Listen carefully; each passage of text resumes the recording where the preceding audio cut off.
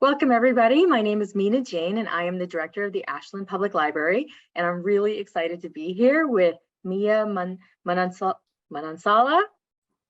right?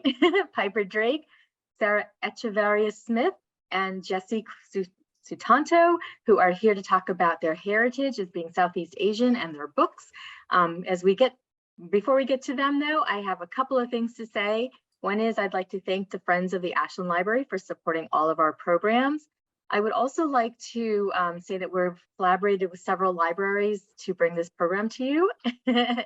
And so we welcome patrons from the libraries in Canton, Dedham, Lexington, Norwood, Somerville, Tewksbury, Watertown, Westboro, and Sterling. It's always so magical to me for libraries to work together to bring fun programs to our patrons. So did those things. I'm thinking about all the housekeeping things I have to say.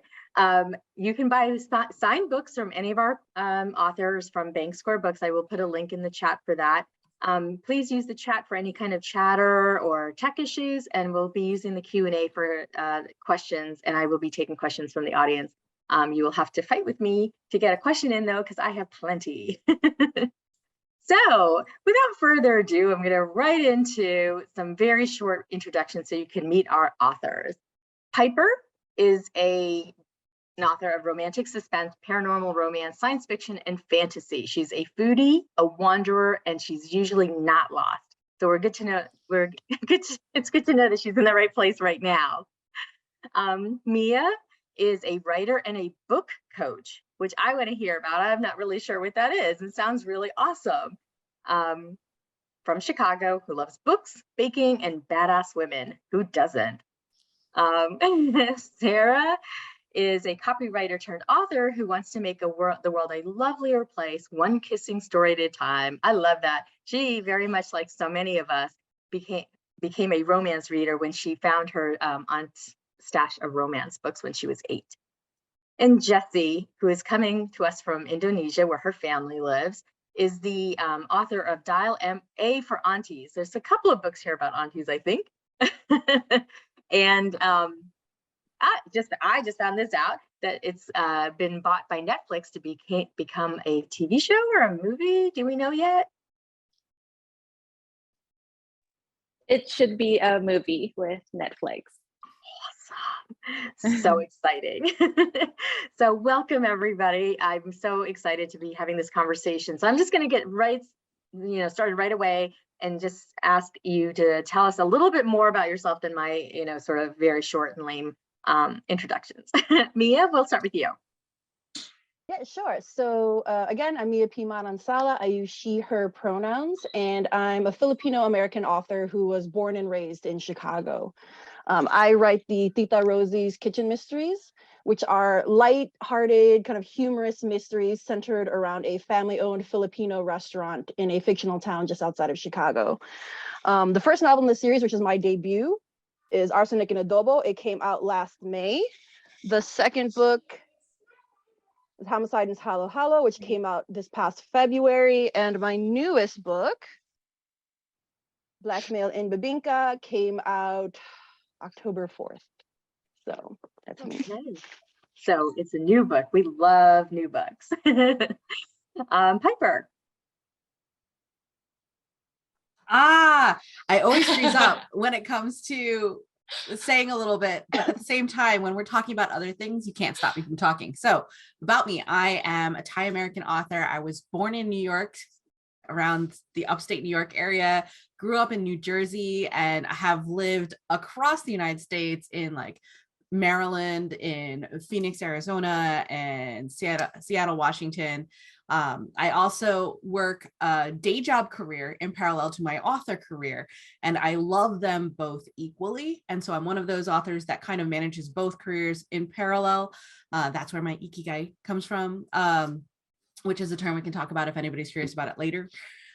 So a lot of my experiences come from just that whole life, wandering around, meeting lots of people, and upcoming, I have written across multiple genres. So I got my start as PJ Schneider in paranormal romance and science fiction romance, and then I'm most well known for my romantic suspense, which doesn't have any paranormal elements, but it does have veterans and second chances and working dogs, because working dogs. And I will promise you, no matter how many dogs show up in my stories, my Piper promise is the dog lives always, because that's very important. But my upcoming series is really special to me because it's a return back to kind of like urban fantasy, contemporary fantasy, paranormal romance. And I have Wings Once Cursed and Bound coming out in April. It's the first of my Mythwoven series, and it features my very first Thai American kinari, which is one of those things where I pulled on mythology from that I grew up hearing about and listening to the stories of from my mother and my grandmother, and seeing on the murals and the walls of Wat Gao during the summers when I was in Thailand. So being able to bring a kinari and Thai mythology and mythology from around the globe into the US and into this world that's kind of an urban fantasy kind of world set in Seattle and the Seattle area, and blending all of that was something that meant a lot to me. So I'm super excited about this series kicking off with Mythwoven. And I've gone too long, so. Lots of good news though, Piper. Sarah. Yeah, so hi, I'm so excited to be here. I write sexy rom-coms and romances. My latest release is The Boy with the Bookstore, which is set in Portland, Oregon. I live in Oregon, but I don't live in Portland because it's really expensive, and so I live elsewhere. But that is a cute little sexy romance about Joelle and Max. They live next to each other, or they work next to each other in the same building, and there are renovations in this building. And so they have to share a temporary workspace, and Joelle has always had a crush on Max, but working together sort of brings out the worst in them. So it's sort of like a friends to enemies to lovers, cute little romance with a really, really gushy mushy happily ever after that I'm just always about. But yeah, it's my latest release. I'm Filipino American. My mom immigrated from the Philippines to the United States. Most of her family lives in California. That's where I was born. And then my dad is from Nebraska. So I spent a lot of my life in Nebraska until a handful of years ago when I moved out to Oregon. So yeah, I mostly just write sexy romances. I also write tearjerker women's fiction under the pen name Sarah Echavarre, which is pretty different from like the silly and sexy romances that I crank out. but yeah, it's just, I don't know, it's writing, it's fun, it's cool to be able to incorporate my background in the stories that I tell. That's been a really fun experience. Jessie. Hi, everyone. I'm Jessie Q. Sutanto. I guess I'm most well known as the author of Dial A for Aunties.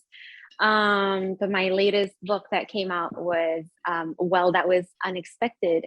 I am Chinese Indonesian, and I was very excited about Well, That Was Unexpected because it's the first book I've written that is actually set in Indonesia. And that was like unreal. Like it was such a dream come true because years and years ago I wrote a middle grade fantasy that was set in Indonesia, and all these publishers kept like rejecting it, and a few of them were like very honest and were basically like, no one is gonna want to read a story set in a country like as foreign as Indonesia. So I was like, oh my God, and now it's like a love letter both to the country and to the characters. So I'm very happy about that. So I live in Indonesia with surrounded by a huge and very meddlesome family. Oh my God, sorry, my kids are awake, so it's a bit chaotic. It's 7 a.m, so they're very like full of energy. It's keeping you on brand with that large meddlesome family. Yeah. It's fine. Yeah, totally. And I basically just draw all of my material from my ridiculous family. And if any of you like ever read my books and starts thinking like, no, like no family would be like this ridiculous, then I invite you to come to visit me, and I will introduce you to my family, and then you'll be like, oh wow, you actually toned it down for your books. Um, So even- yeah, that's it. you know, so many of us probably come from large families, but am I correct in assuming that Mia, Piper, and Sarah, you were born in the US, and Jesse, you were born in Indonesia or China? Oh, well, I was, I basically was raised in Indonesia and Singapore, actually. Okay. All right. So because I was just thinking that there might be in some conversation around what's the difference in terms of like being first generation, second generation American, or not even being in the US, which is really interesting. So I'm just going to dive right into my questions because, like I said, I have so many. And like I said, for everybody here, feel free to put questions in the Q&A. I will be paying attention to that. So my first question is, were there any challenges inherent in becoming a writer in terms of having a Southeast Asian heritage? I think there's a lot of stereotypes, and I'd kind of like to, do some stereotype busting with this part of the conversation. I'm going to start with Piper on this one. Did you see my face? You were asking this. I was like, oh yeah. Of course. So I would not give up my writing career to date for anything. It has been a ride. It definitely has. And while there were some challenges and some obstacles, there were also a lot of joy. So please remember that too.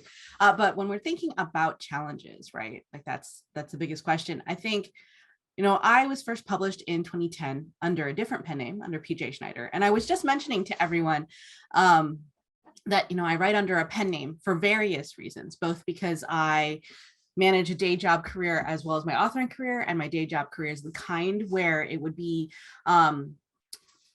it's much easier to keep track of everything if they're compartmentalized under two different names, which is one set of decisions. But also my real name, which I don't mind sharing, is Lalana Dararat, and that is very difficult to pronounce consistently, as well as spell or remember to spell. If you meet me in passing, you go, hey, I want to look up her books, or I want to Google search her books, or whichever search engine is your search engine of choice.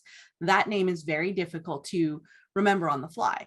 Not to say, like, honest to goodness, there are arguments to be made, because if we can all remember how to Google Daenerys Targaryen, I think we can also remember how to Google Lalana Dararat or Mia Manansala or Sarah Echavarre Smith or Jesse Q. Sutanto, any of those things. But in 2010, that wasn't the conversation. The conversation was, hey, we respect you, but we do advise you that it would be smarter to make yourself more accessible to readers by making yourself more easily searchable.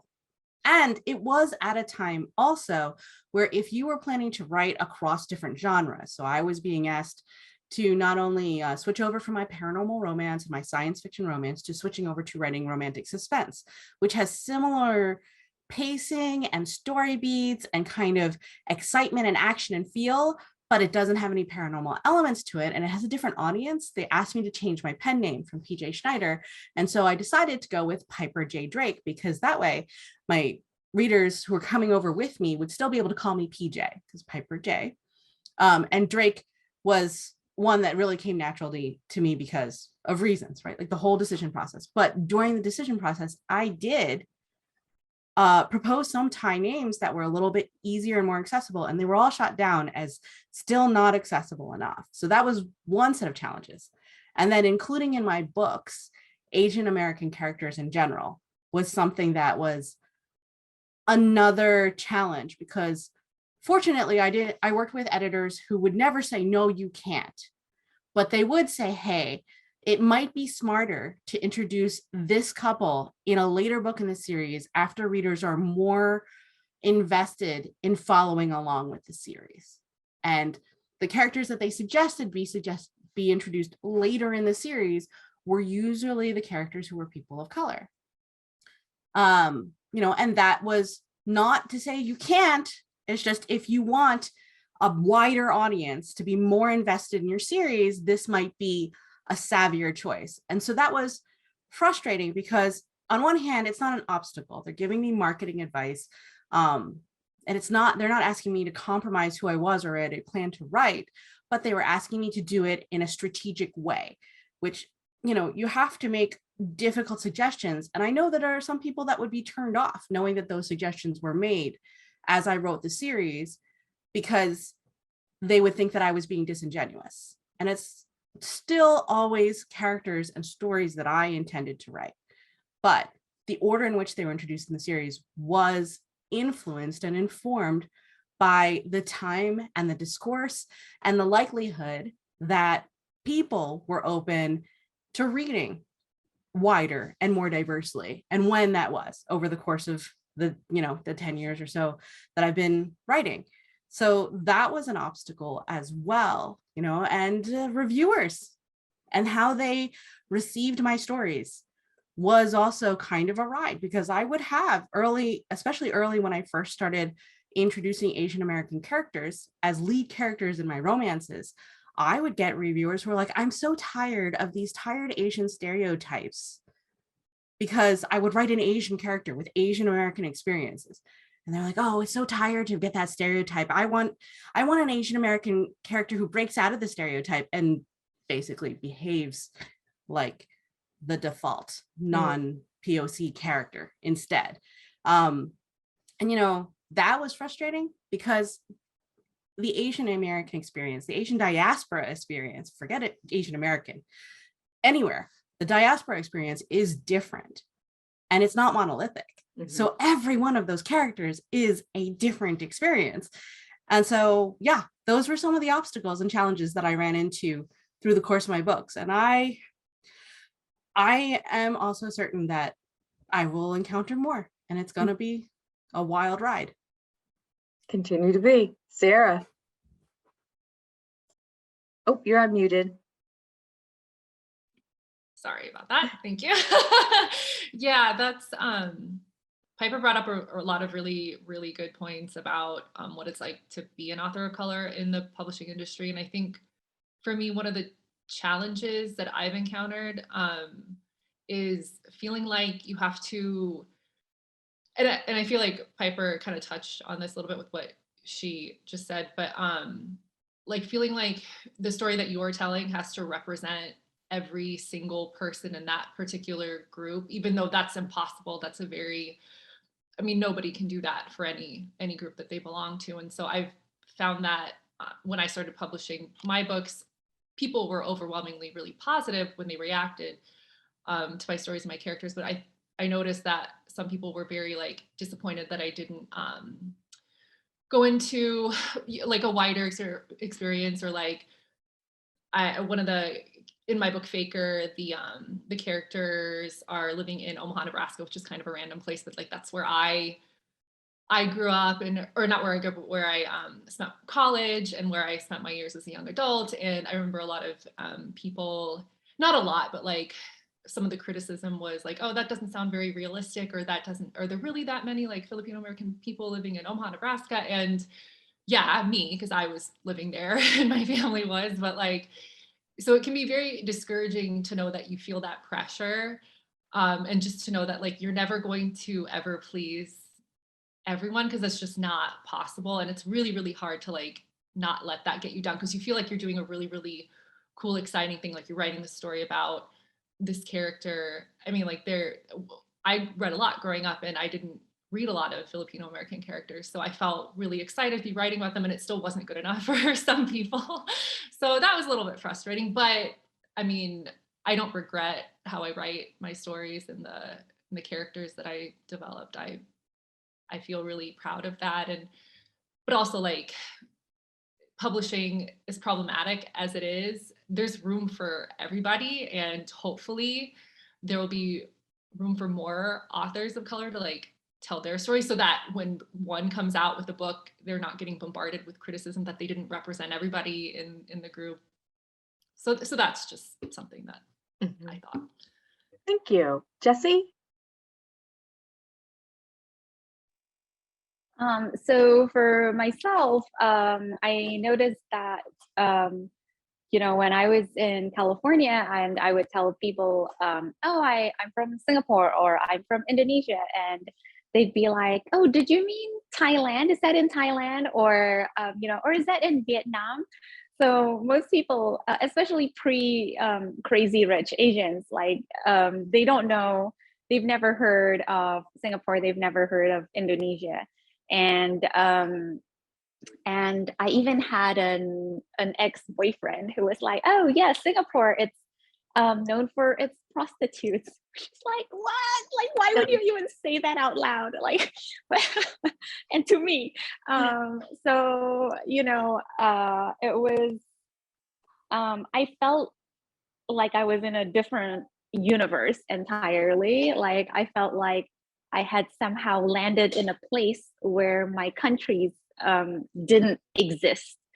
And even when I was kind of, you know, reading a lot of books by Asian Americans, which were wonderful, they were always like from East Asia, so like Chinese American or Taiwanese American, and I felt like I could relate to them, but there was still a barrier, and so I felt very sad that there was such a lack of Southeast Asian representation, and you know, Crazy Rich Asians, like when the movie came out, I watched it and me and my cousins were all like teary-eyed because, you know, we were just like, oh my God, like finally we felt so represented. They were showing foods that, you know, we grew up eating, and you know, the kind of family and the kind of like slang, because they were speaking, a lot of the characters were speaking Singlish, which is what my cousins and I are most comfortable speaking. And so, you know, I was like, oh my God, you know, like it opened the door, I feel, for so many of us from this region of the world. But it really took, I feel like it took a lot for us to be able to get to this point.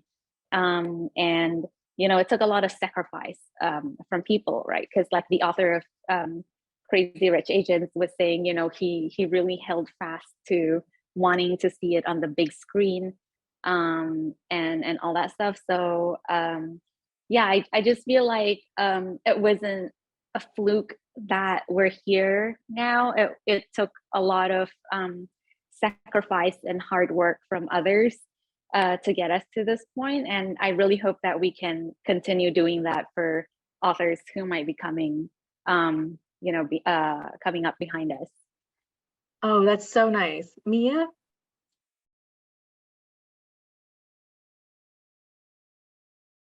Oh, now we can't hear you. You can't hear me? Oh, now I can. Okay. I have another headset, so if this is not loud enough, I can switch out. So just let me know. Okay. I have a lot of thoughts about this. I was nodding along to everyone, especially with Sarah, talking about the representation. It's a lot of times, other BIPOC authors I've talked to like have felt the same, where there is this unrealistic, and it should be it's unfair burden that we feel, not just in making sure we're representing, you know, correctly and doing it justice, but also that we are saleable, that our books are actually being bought, because nobody wants to be the example that the publisher points to and be like, oh, look, we bought our Asian book and it didn't sell. So clearly people don't want, like, it sounds so ridiculous. Like, I'm sure people in the audience are like, well, why would you, like, that doesn't, like, no, legit, so many people have had that said to them, like, oh, we took a chance on our one Asian fantasy, it didn't do well, even though we never marketed it, and so now it's our reason to not pick this up, right? Especially for, so one thing I want to point out is that all of us that I love, all the authors here, we all write genre fiction. We don't write literary fiction. And I want to point that out because usually if you are BIPOC and or queer and or from some other marginalized identity, it's very common that you are in the literary fiction space and you are writing about your trauma or the immigrant experience, or, you know, publishers are really only interested in our stories if it's us bleeding on the page. And so I write traditional mysteries, right? I'm just sleuth. And so I had another, so Arsenic and Double was my debut, but I had another book before that, which won me some awards. It got me into a mentorship program called Pitch Wars. It got me my first agent, and it never sold. And it got to acquisitions 3 times. I'm not going to get too much into but basically acquisitions is where you got an agent, you even got an editor, but now the editor has convinced the sales team, and the sales team says yes or no based on whether or not they think you're a good investment. And 3 times that sales team said no. One went so far as to tell my agent that traditional mystery is for older white women, and I had no audience and nobody would want my books, and that I should be writing YA instead because YA is where diversity is. This was in 2018, 2019. So change is slow, but it's happening, thankfully. But yeah, it is definitely a lot to get to where you are, and very different expectations based on our backgrounds. I feel like Piper's going to give herself a head injury from all of the nodding. There's so much going, like, I'm like, yes, also yes, and also it wasn't that long ago, and yes, some more. Everybody has really good answers to this, and it's just the tip of the iceberg. We could talk about that forever.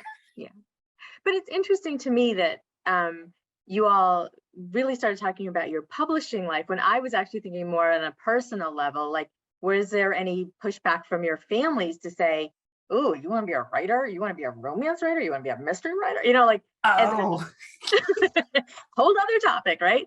So I'm just wondering if you got some of that from your own families or communities saying, like, why, you know, and when I talk about stereotypes, I think, you know, doctor, lawyer, you know, whatever that is. So just really quickly, I thought I'd go around and ask if you have any personal pushback for making these choices. Jessie?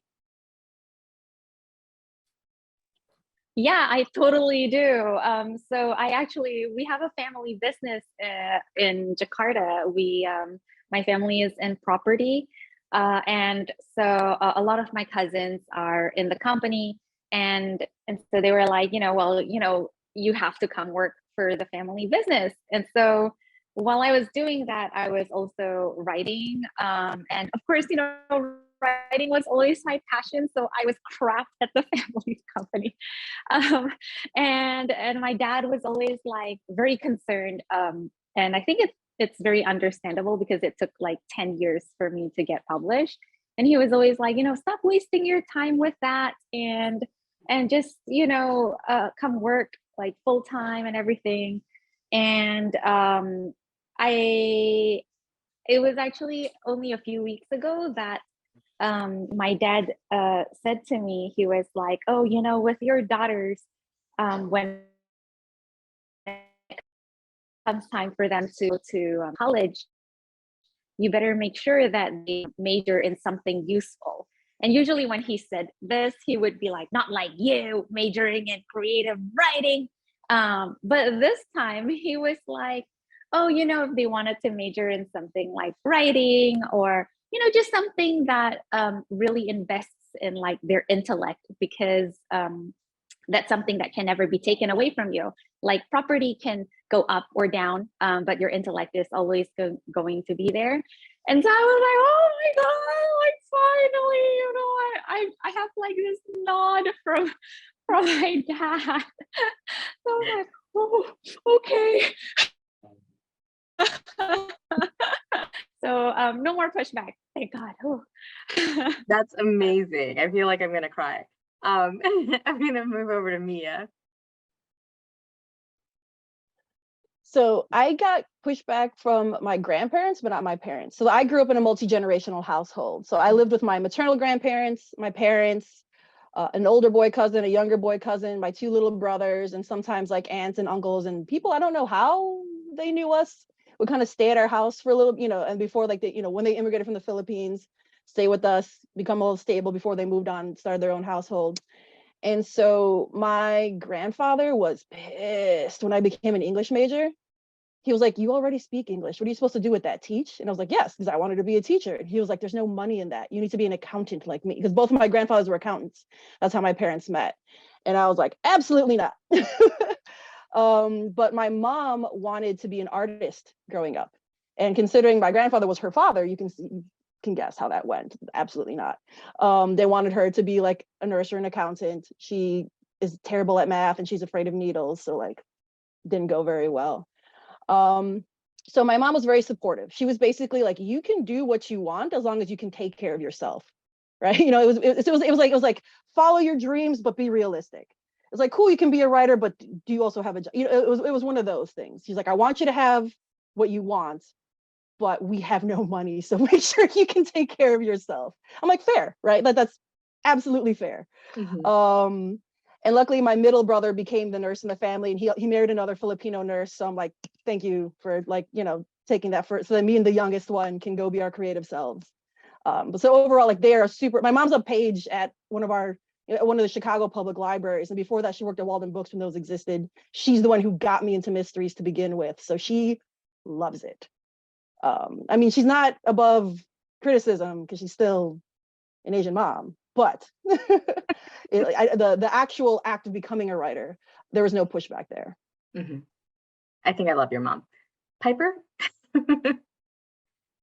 Oh boy. So complicated, I think. What ended up happening was I did get a lot of the childhood commentary, like, go be a doctor or a lawyer. We would just want you to study and really have a good, strong future for yourself. So there were a lot of really good intentions. And I was pretty good academically. I would say if there was anything that my parents always sighed over was that I had so much potential, but I didn't do what it took to be number one because I was satisfied with being in the top 3%.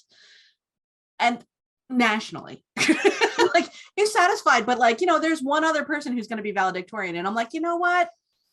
That's okay. And my parents are like, but if you'd just taken the SATs one more time, you would have gotten the highest score in the state. And I'm like, look, I can still get into college with the score that I got, like literally a perfect score in the English portion. Like, so my parents were always like, oh, our child has so much potential. She just doesn't want to be number one. So that was always complicated, but I was very lucky in the fact that my mother imparted on me, I would say, a love of reading and reading voraciously and reading genre fiction in particular. So I got introduced to science fiction and fantasy and mystery and romance, all of that. Like I was that kid in 3rd grade, latchkey kid, right? There were no babysitters. I either like hung out in the library until my mom finished work, or I was at home reading a stack of books that I brought home from the library. And, it's like Terry Brooks, Elfstones of Shannara, like heavy, big, thick boys, like in 3rd grade. Some questionable stuff. Tarl Cabot's Slave Girl of Gore was probably not the best choice for a 3rd grader, but my mom sat down and talked to me and was like, is there anything that you have questions about when it comes to this world building and fantasy? And I was like, well, it's an interesting premise, but I wouldn't want to live there. And she's like, that's fair for a 3rd grader. You're fine. So I was allowed to love reading as long as it was understood that my future should be one, as Mia said, where you can take care of yourself because we don't have that much money and you're the oldest out of this many kids. Right? Like, so it was very practical. So when I progressed forward and I went through undergrad and I paid for my own graduate school and I built this day job career in life sciences and was doing very well, and in fact could turn around and contribute to the college educations for my younger sister, and the paid for my brother's first 3 cars. Let's not talk about how like it was 3 cars in 3 years, right? Like and stuff like that. My parents had no complaints whatsoever about me also building an author career in parallel, because what are they going to say? you're still an overachiever, like they're not going to be upset about that. So my solution to the concern that struggle comes from when parents are just super concerned and they're like, pursue a career that will be useful or will make a lot of money, was just to do it all. Like, why not both? And I kind of have that same attitude towards love triangles. So it's like, why not both? So that's how I handled it. Love it. How about you, Sarah? Yeah, so I was really lucky in that I don't ever remember getting a lot of negative pushback from my parents, my mom specifically, because my siblings, I were raised by our mom as a single mom, and she was always just really supportive of whatever it was that we wanted to do, even if it was ridiculous and unrealistic. But she's very realistic too, similar to Piper and Mia's parents. Like, you can do whatever you want, just like don't rely on anyone else to support you. You just have to figure out a way to do what you want to do and pay your bills, because she wasn't somebody who would have bankrolled my life if I wanted to be like a starving writer for the rest of my life. But maybe I was really fortunate because she was somebody who was always really supportive, but also like had a good balance of like realism in that, go for your dreams, but learn how to support yourself. Nice. So I have like kind of a serious question, and then we can get back into more interesting or like fluffy stuff, because that's what I like. But it sounds like there was, from all of your perspectives, there was some real forward movement, has been in Southeast Asian voices being heard in publishing in the last 10, 12 years. And I want to know if you feel like there's been any kind of slowdown in the last few years due to the political climate or the AAPI violence or things like that. So we're not necessarily talking about violence, but just how it's affected publishing or your own, like people's perception of who you are and what you're writing. And I think I'm starting with Mia here.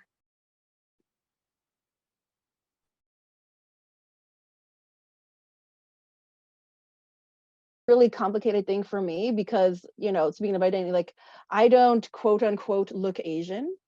And like I'm not mixed, like I'm Filipino, like my parents are both Filipino, my like, so I mean as like Filipino as like a colonized country can be, but people look at me and I don't fit the idea of Asian, right? So a lot of times, with the whole like Asian hate, it's this weird dichotomy. And also with like Filipinos, people don't really know what Filipinos are.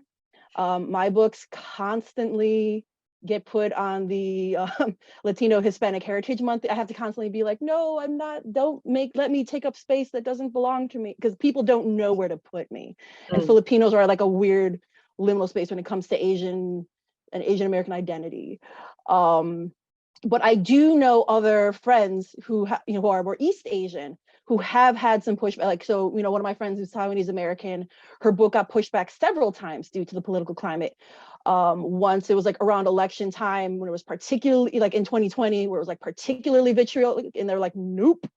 And then, it got pushed back again because they were like, it was like a new wave of hate. And they're like, well, as a debut, let's not put you during this time where it's extra ugly. And they pushed her back again. So like it for sure has effect. I don't know that necessarily that it's slowed down publishers accepting Asian authored novels, but I do know like in the public there's been thoughts behind the scenes about when to release them or how to market them due to the current climate. Piper? Honestly, I think I'm in alignment with Mia on that, in the fact that I haven't heard of, and I haven't experienced pushback in acquisition of stories when they're proposed. I currently am with an agent who would go to bat for me if we were to encounter things like that. I do think that publishing houses, particularly trad publishing houses, are trying to be strategic about when that release is. So I've noticed that my fall release got moved to spring for a multitude of reasons, supply chain being also there. But I'm sure that a little bit of the consideration was also the fact that, you know, it is around the time of Asian AAPI Awareness Month too, in the spring, where there's a lot of promotional opportunities. So am I upset about that? No. I do think that I appreciate the team's concern about when's the best time to position this, but it is frustrating that the climate in the largest gathering or concentration of readers is one where, you know, it requires that kind of pushback and careful watch on the timing to make sure that it will be received as openly as possible, because the pushback on AAPI, the hate is definitely something that's been very real over the last couple of years, and it's tough. Yeah, absolutely. Sarah? Yeah, it's I don't know if I have an experience where like Mia mentioned the other author friend that she had, where her release it kept getting pushed back, which is really frustrating. But I do recall like some other author friends of mine of Asian American background being told a couple times that something to the effect of like, oh, well, we've already acquired something from an Asian author, so we're not looking for anything more. And I don't know if that was in connection to specifically like the pandemic, or if that was just general racism that exists. Like sometimes it's hard to even discern like what is even happening. It just feels like it always does. So yeah, that's frustrating. But I also feel like, so I started publishing in 2019, and then the pandemic happened, and that kind of flipped everything on its head. And I feel like even now, because we're still technically in it, but we're trying to come out of it and stabilize, I have a hard time discerning, like, is this happening because there's a disruption, or because we're still dealing with like aftershocks from the pandemic, or is this like general bigotry that we're always navigating? I don't know, not the greatest answer, but sometimes I just find it really confusing and overwhelming, and it's hard to even know what it's coming from. It's just happening, and I'm just having to process it. Right. And you're busy writing and doing your life, kind of thing too. Right. Jesse, I'm really curious about your answer to this question, because you're not in the US, so you might have a very different perspective. Mm-hmm. Well, there was a lot of hatred towards the Chinese people here in Indonesia. I mean, we've always had racial tensions throughout history anyway. So, obviously it became worse. And I guess I would say like the lockdown kind of helped in that sense, because, we were all just inside the house. So we didn't have to deal with like threats outside. And we were quite strict with the lockdown here in Indonesia. So yeah, I felt lucky with that. But there were definitely fears that there might be like riots or something like that, because there's like quite a huge Chinese community in Jakarta, and so we were all really scared about that happening. Luckily it didn't, but I definitely felt that there was like rising tension due to the pandemic, like here, just outside of the publishing world. Fortunately, I think for me, within the publishing world, I didn't really feel like it affected me personally, for whatever reason. I'm not sure entirely why. Because my family and I were of East Asian descent, so we all look very East Asian. So, but luckily somehow like that kind of went past me. Although yeah, I think by now we all know we have that those unfortunate friends whose books have been like pushed back. I have a friend whose book was basically pushed back 3 years now. So it's gonna be out next year, hopefully. But it's the Chinese fantasy like mythology retelling. So I guess that's why they pushed it back. I really hope like it smashes all expectations, because she deserves the world. So yeah. Okay. It's curious. I mean, I guess it's curious that, we in the I guess me in the US, I feel like I live in this silo and I think, oh, this is happening here, but it's actually happening everywhere for different reasons in different groups. Yeah. So I'm going to talk to our romance writers a little bit, because I want to go back to the fluff a little bit. And I will ask a question for the mystery writers as well. But being Southeast Asian and writing romance, there's again stereotypes about like Southeast Asians being kind of repressed or anything like that. And then writing romance, like what kind of feedback do you get from your Southeast Asian readers or any readers about the spiciness of your books? And Mia, do you write romance, right? Or do you write mostly mystery? I wrote mystery, but like it's like romantic like subplots. Okay. Yeah. So and I'm on a romance panel this weekend for the Boston Book Fest. So I'm like, I guess I'll talk about my love triangles that are in my murder mysteries. That's right. I'm going to be at the Boston Book Festival, so I'm going to come find you. So I can't really remember who I ended up with, but I think I'm starting with Sarah on this question. Overall, I've gotten a really positive response. I do every once in a while I'll get like a really annoying comment on like social media or like on Goodreads.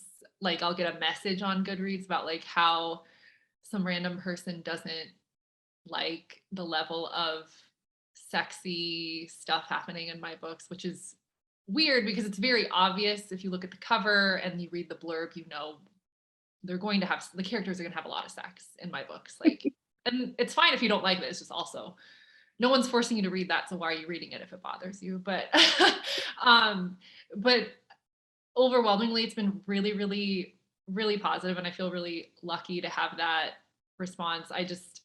People have just been so wonderful, sending me messages and DMs saying like how fun and exciting it is to read a story with a main character who looks like them, comes from the same background as them, and they're falling in love, and they're going through all the fun romance tropes in the book, and they're getting happily ever after, and they're seeing they're seeing like the cover with a character that looks like them and that they've not seen that before. And that's just, so maybe I've just been really lucky, but I've gotten really positive responses from Filipino American, Asian American people who have at least reached out to me. I'm assuming there are some who don't like it, but they have the politeness not to tell me in a DM that they hate what I do. So readers aren't usually very shy, so if they didn't like it, they would let you know. So you're doing something right. Jessie, did you want to comment on this as well? Yes, of course. Oh my gosh. So my mom reads all of my books, and when she read Dial A for Aunties, she was like, why are there so many kissing scenes? Like so many. And I was like, did the murder not bother you? And she was like, there was only one murder, and but there's so many like kissing scenes. And so I was like, oh, okay. So, your limit is like the one murder.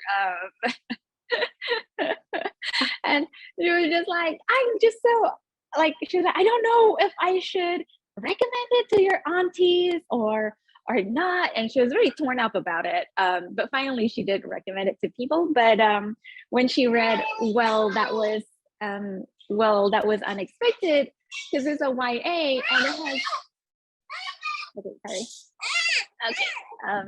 sorry, I was like 4-year-old.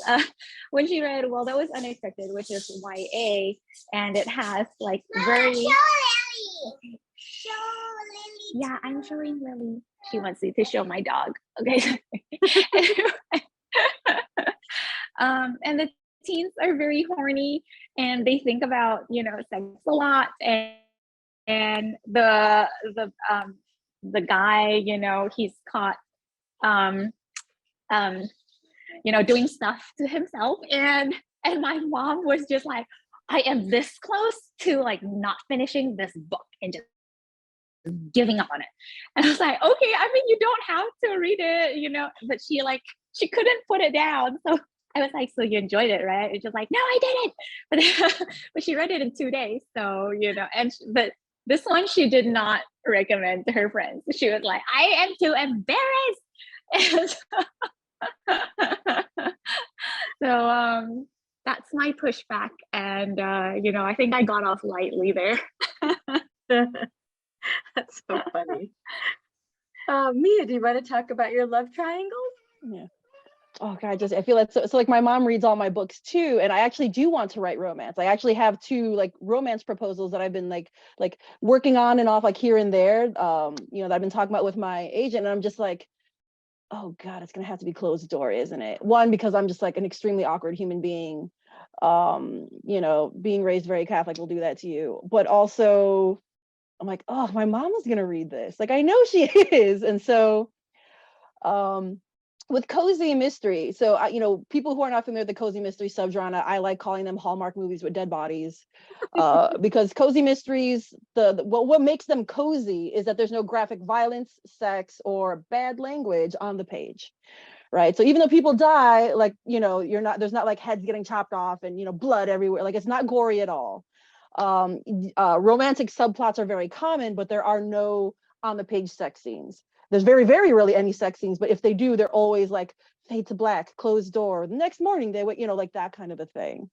But because I really like the idea of cozy mysteries just being rom-coms with dead bodies, I put a lot of like rom-com tropes, especially in the first book. The first book kind of starts with me like detailing all the shared tropes that cozies and rom-coms have.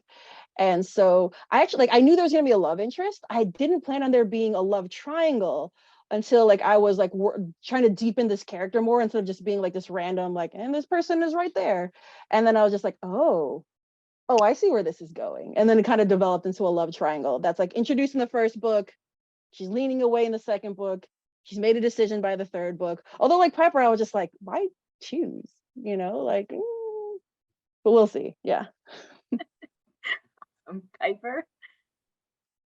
You almost said that like you were afraid to let me loose. So when it comes to romance, my mother also reads all of my books because she is a voracious reader. And I almost always get the storyline was very good. I don't think you needed to get that explicit. To which I'm like, I'm not sorry. I love you, mommy, but I'm not sorry. So yes, even my urban fantasy, contemporary fantasies, they get explicit, friends. So be forewarned, we get explicit. There's in-flight hankety-pankety going on. It happens, right? But because it felt natural, and also because I think, and I was recently on a panel discussing sex in fantasy. I do think that when you're talking about relationships and you're talking about romance, you don't need physical intimacy for it to be a romance. But when you do choose to include intimate moments and intimate scenes, they're really wonderful moments where you can demonstrate the character arc and the character development, where people are learning to trust each other and learning to communicate with each other. And there is nothing that requires more trust than in a moment of vulnerability where things get awkward and messy during sex, and you can actually communicate like, yes, I like this, or no, I don't, or I want this, which takes so much bravery and so much trust between the people involved in that moment. And trust me, it gets way more complicated the more people you add to that moment. It's really interesting to explore in romance, I think. And while I said before, you don't need physical intimacy to have a romance and to be in love and to write a love story, I personally do write romance stories that have physical intimacy because I like to explore those moments. And they're not always graceful. We get messy.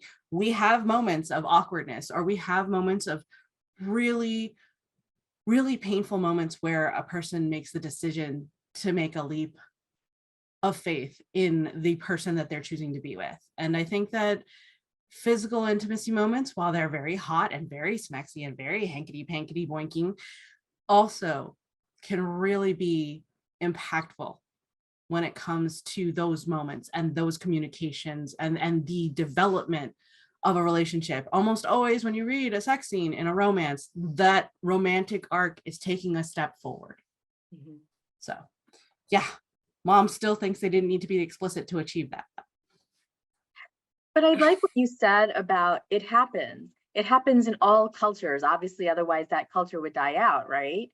And to normalize it, to like show people in the fact that they're just doing normal things is really powerful for somebody who never sees themselves in writing. And that they deserve to feel good. They Mhm. deserve to feel good. And heck, they deserve to ask for what will make them feel good. Mhm. I And think they is deserve a super choice, important. right? They Yes. deserve the choices.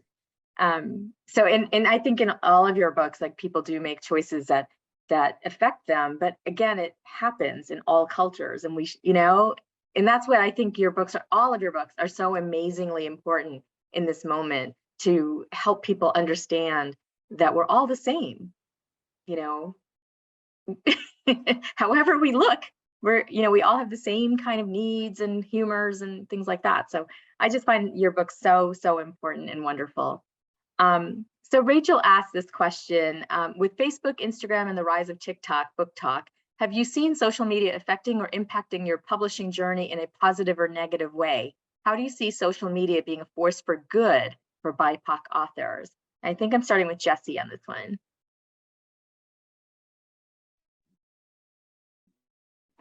So I love social media, and hands down, the number one way that it has impacted my career in a positive way is to actually open me up to opportunities.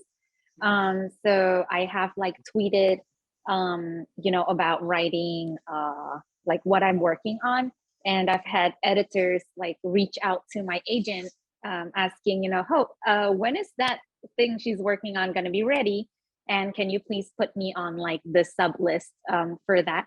Just really, really nice. And it's also connected me with other writers, and that's how I found my best writing buddy right now.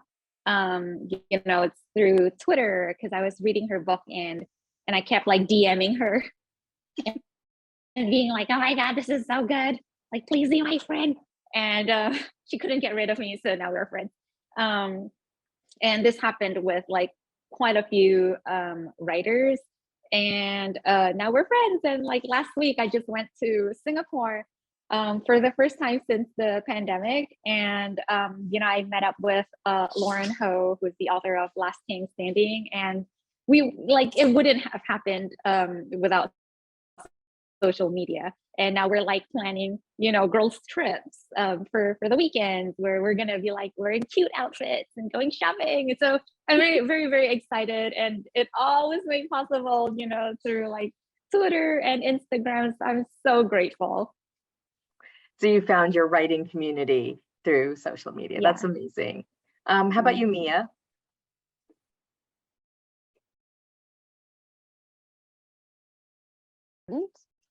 And a lot of it I found through social media, Twitter especially, and also, yeah, a lot of opportunities come through Twitter. There was a call for a short story anthology that sounded so cool, but short stories are hard, and I knew there was no way I was gonna make that deadline, because it was an open call for submission. So I was never gonna make that deadline, because I was already working on edits and I had a different deadline. So I was just well, I'll retweet it and boost it because it sounded super cool. And then one of the editors of the anthology saw that I retweeted it and contacted my agent. She was like, hey, I saw Mia boosted this tweet and I really love arsenic and adobo. Would she be willing to contribute a story to the anthology. Like I didn't have to like try out. They were just like, would she do this? And I was like, absolutely. And it comes out next summer. It's called Fit for the Gods. It's a modern inclusive retelling of stories from Edith Hamilton's mythology.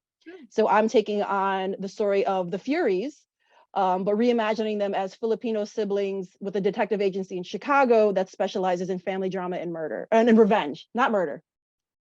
Or is it? No, revenge. It's just being like a good like literary citizen is what we say, like boosting other authors, boosting like these calls for opportunities, really connects you to other people. Because sometimes I'll just be like, this sounds like an awesome book, person I don't know. Let me scream about it on Twitter. And then they'll be like, oh, thank you for boosting. Want to be my friend? And I'm like, absolutely, because making friends as an adult is hard. And just like things like that. And then also people, because you create these, connections, these people you meet recommend you for opportunities and things like that. And there's also the visibility, like marketing budgets. That's a whole other story. Not huge, particularly not because like cozy mysteries are not like the hot, sexy, like we're not getting the big boost that like, a domestic suspense or a thriller is going to get. So word of mouth is so important for any book really, but like in general for books like mine where people have no idea who I am. I'm very new. I write in a niche category that's not known for a younger readership. But on Instagram, someone will put my cover up and then that gets boosted and people are like, oh, what's that? The cover's really cool. And then it spread. I've literally had people message me like, I don't even know what your book's about, but I've seen that cover everywhere and it's really cool. So I bought it. I'm like, you didn't even read what it was about? You have that kind of money where you can just be like, I don't know what this book's about, but I'll buy it based on the cover. Thank you, people who do that. And thank you to my cover designer for giving me such cool, but like, yeah, it's the visibility that we wouldn't normally get if we were relying solely on our publishers who are stretched very thin. Mm-hmm. Great point. Piper? Okay, so I am also a hybrid author in that meaning that I am published both traditionally published and I also publish indie projects of my own. So I have access to numbers that we sometimes wouldn't get unless we asked our traditional editors what our numbers are. And a lot of times they come slow. So it's really hard to see the direct impact of, something going viral. For example, on TikTok, and the TikTok influence is real, friends. I can say that both for my books and also knowing a lot of indie romance authors who romance is amazing genre in so many ways. There's the good and the bad of it, right? Like when it comes to the authors in Romancelandia. But I will say that there is such a community of authors who are willing to be transparent and share about their numbers. It's amazing. And so I can tell you, the TikTok influence, when a book is recommended on TikTok and it goes out there and it starts to get out there, even if it's quiet, even if it doesn't go viral, it really impacts sales directly because the people who are on Book Talk, specifically the readers who are on TikTok, they put their money where the TikTok videos catch their attention. So when a reader goes, hey, did you know this book? Or hey, did you know that book? And most often it's readers telling readers they love this book, right? Even authors who are making recommendations, they're making recommendations as a reader who was like, this is delicious. This book was fantastic. This book I'm so looking forward to, right? That enthusiasm really comes across well in Book Talk, as well as Instagram stories, as well as Instagram reels. And because that enthusiasm comes through, it really does heavily impact, from a readership perspective, book sales. It does. And so if you're on TikTok and you decide to shout out our books and you decide to hashtag it and you put it out there, even if it doesn't go viral, it's a slow, quiet spread. And it has an impact, possibly more directly than any of the other social media platforms at this time. TikTok sells books through the author community and because we like to recommend each other stuff, but the spike is not as significant as TikTok is currently or over the last 2 years, right? Facebook, unless you're into Facebook ads, not so much, right? Like the sharing around Facebook is a different environment, right? Instagram used to be really big, especially for the bookstagrammers who would post their pictures of books and things like that. I think it's still very impactful for certain genres, but again, not as sharp an uptick or direct correlation, as direct a correlation as TikTok is currently when you look at the data.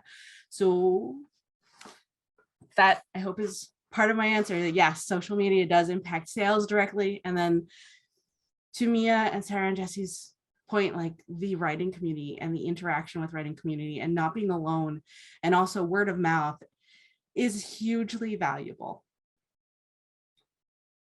Thank you. I did start with you on that question, Sarah, didn't I? Or did you get a chance to answer? I don't know. Sorry, I don't know. If not, this just came to my head though. I think social media is 100% like, well, it's great overall, but like I will say that on the a little bit negative side of it, I like book talk is great, like Piper said, to like in seeing the correlation between like this is trending on book talk, this is huge, and now I can see like a boost in sales in my books or whatever. I did want to bring up that it can be bad too, because not that long ago, maybe a couple months ago, there was this thing going on, and I think it started on TikTok about how you can read ebooks on Amazon and return them, and you're essentially just like stealing from the author. So like that went viral and cost a lot of indie authors money in sales.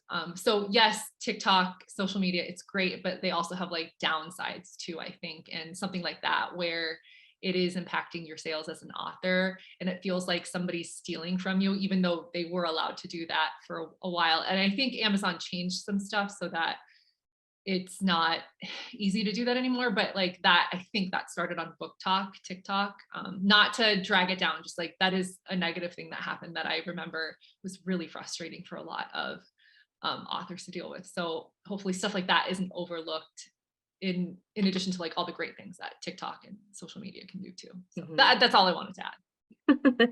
Well, that's really important, is that they have its pros and cons.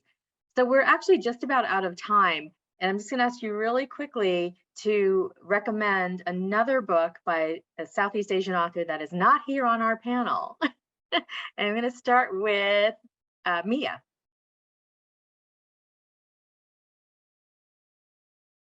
Oh, you know what? When you first come in, now we can hear you. Oh, can you hear me again? Okay. Geez, one by. So a lot of the Southeast, especially last week was the Filipino American International Book Festival in San Francisco, which, first of all, the fact that there were enough Filipino authors to host an entire festival, like I was gonna cry. It was so amazing to be part of. So I'm just like, oh geez, I'm trying to think of everyone there. So there is a recent release that just came out, I want to say like a week or so ago. It's a middle grade novel called Marikit and the Ocean of Stars, I believe, by Carice. Oh geez, there's three names. I think Avendaño Cruz is the author's name. It's her debut, and it incorporates Filipino mythology, and so being able to see these books that like I would have killed for as young Mia, because I originally thought I was going to be a fantasy author, or particularly a middle grade fantasy author, before I started writing mystery, because those are the books that captured my attention the most when I was younger. So being able to see our culture and mythology in a mainstream, Big Five published book, and to think of all the kids who are going to get to see themselves in ways that I didn't get to see, means so much to me. So yeah, definitely Marikit and the Ocean of Stars. Oh, you only said one, right? I'll be nice. You can and leave send me a time list for other later if you'd people. like. Yeah. I'll be nice and leave time for other people. Oh, this part is so hard because it's like, picking your favorite. Piper. Okay. I saw you looking at your phone, so you were obviously looking this up. So, well, I just wanted to make sure I had the title right. I would say another Southeast Asian author's book that I'm super excited about is Aliette de Bedard's The Red Scholar's Wake.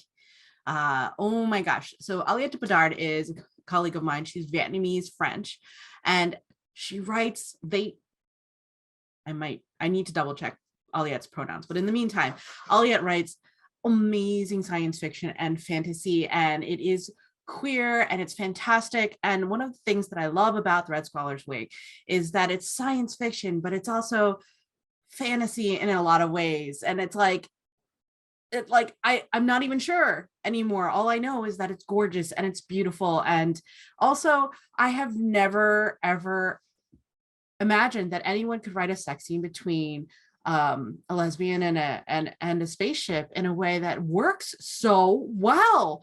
Like, talk about hankety panky. That's a little bit bonkers, and I didn't know you could make it work, but it works in the midst of this epic, fantastic story.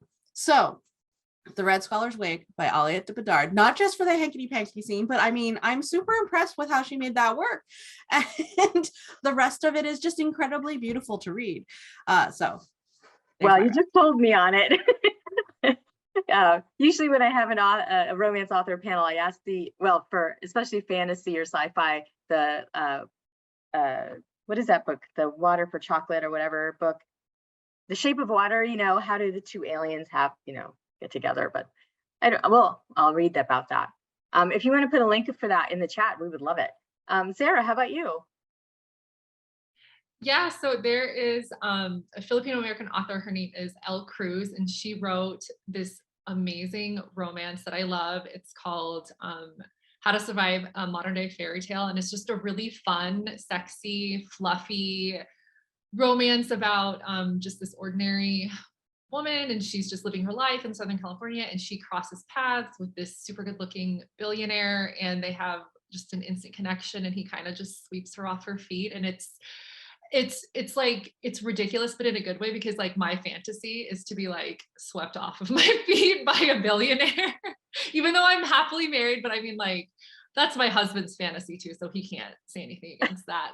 It's just really fun to see like a story where like someone who is from the same background as me is like the star of this, ridiculously fluffy, sexy romance, and she gets the most glorious happily ever after. It's just a really, really fun read. Highly recommend. Thank you. If you want to put a link in the chat for that, I would definitely send that out to everybody who registered today. Jessie, how about you? Well, I just, like I mentioned, I spent time with Lauren Ho last week. So, her book is like at the top of my mind. It's called Last Tang Standing. And she just released her second book, which is Lucy E. is Not a Romantic. And they're both set in Singapore, and they're just so unapologetically like Singaporean. When I read Last Time Standing, I couldn't stop being like, oh my God, like I totally, this is how I grew up. This is like the color, and so it's really good, and it's so funny. And I was just talking to my niece because she wants to be an author, and I was like, oh, can you tell me more like about the book you're working on? What are some of like the comp titles? And she was like, oh, like Last Tang Standing. And I was like, you're not even gonna like say my books? And she was like, and also your books. But too late, niece. So that's how good her books are, that my own family has betrayed me. So highly recommend. Oh, that sounds awesome. Although I'm really interested in the book that you had mentioned is coming out next year from your friend who you said has been delayed for so long. So I'll be looking for that too. So yeah, that's The Water Outlaws by S.L. Huang. Oh, okay. I will write that down. So thank you so much for being here with us tonight. This has been really wonderful. Just such a great conversation and very uplifting and interesting. So I appreciate your time and your thoughtfulness and your sense of humor, because it kind of gets us through. So thank you everybody for being here tonight with us. I really appreciate that as well.